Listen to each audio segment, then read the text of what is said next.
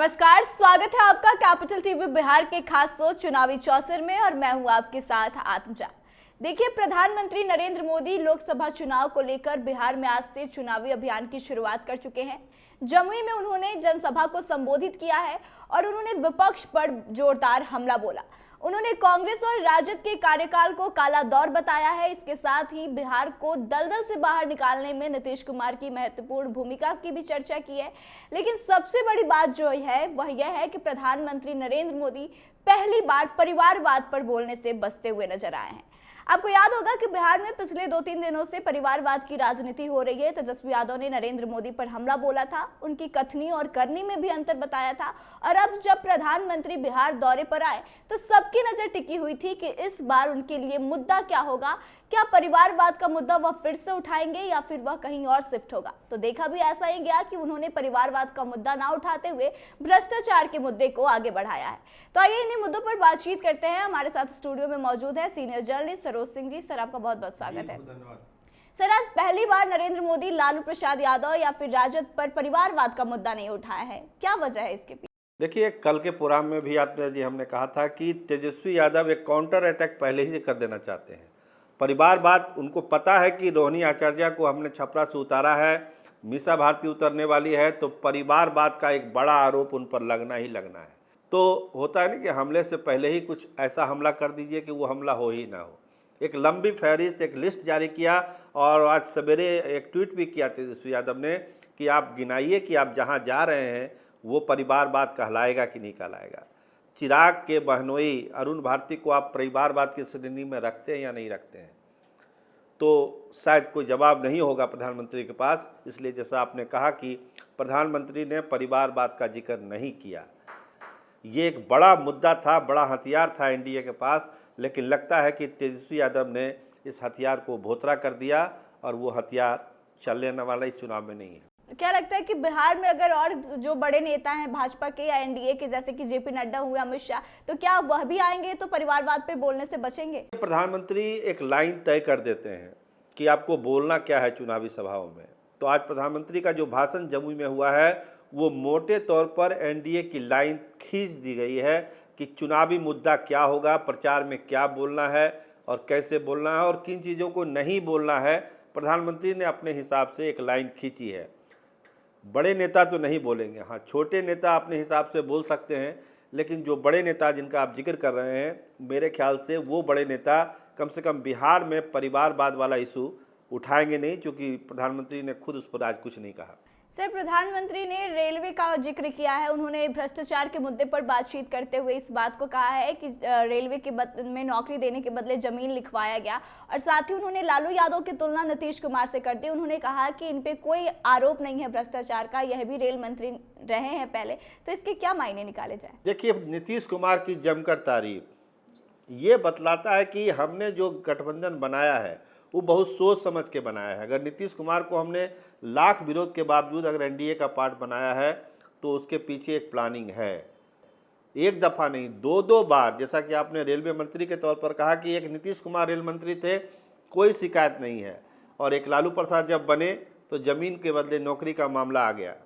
तो ये अंतर बतलाया। इसके अलावा क्या कहा उन्होंने कि जो विकास हुआ बिहार में, बिहार को दलदल से बाहर निकाला। जी, यही सब यूज किया आत्मा जी। आपने लगता है कि प्रधानमंत्री का भाषण बहुत गौर से सुना है कि बिहार को जो दलदल से निकाला गया है उसमें नीतीश कुमार की बड़ी भागीदारी है, हिस्सेदारी है, उनका योगदान है। तो इसका मतलब है कि नीतीश कुमार को लेके जो बड़े नेता हैं भाजपा के, 2-3 जो बड़े नेता हैं, चाहे नरेंद्र मोदी हो, जेपी नड्डा हो और अमित शाह हो, उनकी लाइन बहुत क्लियर है कि नीतीश कुमार के साथ अभी एकदम बॉन्डिंग बहुत मजबूत रखनी है और जहां भी हो नीतीश कुमार की तारीफ ही होनी है, उसमें कहीं कोई दिक्कत नहीं है। और नीतीश कुमार ने भी बहुत बड़ाई की इनकी, नरेंद्र मोदी की। उन्होंने कहा कि देश बहुत आगे जा रहा है और उसमें नरेंद्र मोदी जी का बहुत योगदान है, और यहाँ तक कि एक भरोसा भी 40 सीटों का दिया नीतीश कुमार ने। सर, जमुई के कॉन्टेक्स्ट में भी प्रधानमंत्री नरेंद्र मोदी बात की है और उन्होंने बताया है कि जब जमुई में कांग्रेस का दौर था तो उसे काला दौर बताया कि नक्सलवाद काफी ज्यादा यहाँ पर था, लेकिन अब हम लोग काम कर रहे हैं। तो जमुई के लोगों को क्या मैसेज देना चाहते थे नरेंद्र? उन्होंने कहा कि देखिए, जंगल राज कायम था जमुई में, नक्सली हावी थे, सड़कें नहीं बन रही थी, विकास का काम नहीं हो रहा था। लेकिन जब से नया दौर आया, मतलब 2005 के बाद जब से नीतीश सरकार और एनडीए की सरकार बनी, जमुई कहाँ से कहाँ चला गया। विकास की गंगा बह रही है, हमने हाईवे बना रहे हैं, एक्सप्रेस वे बना रहे हैं, और लालू के और कांग्रेस के शासन में गड्ढे गड्ढे थे। तो एक अंतर दिखलाने की कोशिश की और जमुई का उन्होंने उदाहरण दिया कि जो जमुई नक्सल ग्रस्त था, वहाँ सड़कें नहीं बनती थी, जहाँ जंगल राज कायम था, अपहरण होता था, फिरौती होता था, वहाँ पे और विकास का काम हो रहा है, मेडिकल कॉलेज बन रहा है, तमाम चीज़ें हो रही है। तो एक अंतर दिखलाने की कोशिश की प्रधानमंत्री ने कि एक उस दौर को याद करिए और इस दौर को याद करिए, अंतर आपको साफ पता चलेगा। सर, मेरा आखिरी सवाल है आपसे कि परिवारवाद के मुद्दे पर आज तो नरेंद्र मोदी चुप रह गए, लेकिन क्या लगता है कि आने वाले समय में तेजस्वी के इस बयान का जवाब भाजपा या एनडीए के नेताओं की तरफ से दिया जाएगा? देखिए, अभी जो लाइन आज खींची है प्रधानमंत्री ने, देखिए परिवारवाद वाला एक इशू ऐसा है जो बहुत लंबे समय तक भाजपा नेता चुप रहेंगे, हमको लगता नहीं है। आज भले प्रधानमंत्री ने कुछ ना बोला हो इस मुद्दे पर, लेकिन वैसे सीट पर जहां पर उनको लगेगा कि परिवारवाद वाला इशू नहीं है, जमुई वाला केस कुछ अलग था क्योंकि वहां अरुण भारती चुनाव लड़ रहे थे, लेकिन वैसे लोकसभा क्षेत्रों में जहां पर परिवारवाद वाला इशू नहीं है, ये कैंडिडेट नहीं होगा, तो हमको लगता है कि भाजपा के बड़े नेता उन सब सीटों पर जब चुनाव प्रचार करने जाएंगे तो जरूर परिवारवाद का इशू उठाएंगे। आज पहला दिन था, चुनाव का आगाज़ हुआ, जैसा आपने कहा बिहार में एनडीए का चुनाव का आगाज़ हुआ है, सारे बड़े नेता थे, काफ़ी भीड़ आई थी, काफ़ी अच्छी मीटिंग हुई। प्रधानमंत्री ने भी एकदम दो टूक सारी बातें कही, उस पर हम लोग अगले प्रोग्राम में बात करेंगे कि जो बातें कही प्रधानमंत्री ने उसका चुनाव पर कितना असर पड़ेगा। लेकिन आज जिस पर हम लोग बात कर रहे हैं परिवारवाद वाले इशू पर, लगता है कि इसमें तेजस्वी यादव अपने प्लान में सक्सेस हुए और कम से कम पहली सभा में तो परिवारवाद का मुद्दा नहीं उठा। सर, आपका बहुत बहुत धन्यवाद। जी, बहुत धन्यवाद।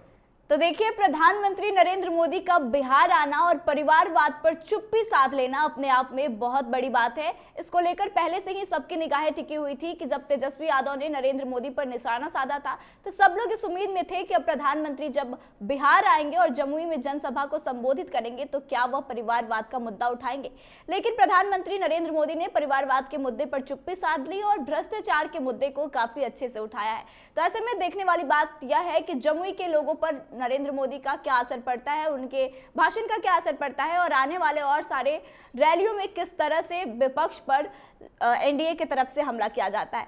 तो आपको क्या लगता है कि आने वाली रैलियों में परिवारवाद का मुद्दा हावी रहेगा या फिर भ्रष्टाचार के मुद्दे को ही आगे बढ़ाया जाएगा? आप कमेंट करके जरूर बताएं। वीडियो अच्छी लगी हो तो शेयर करें और आगे की तमाम खबरों के लिए बने रहे हमारे साथ। देखते रहे कैपिटल टीवी बिहार। धन्यवाद।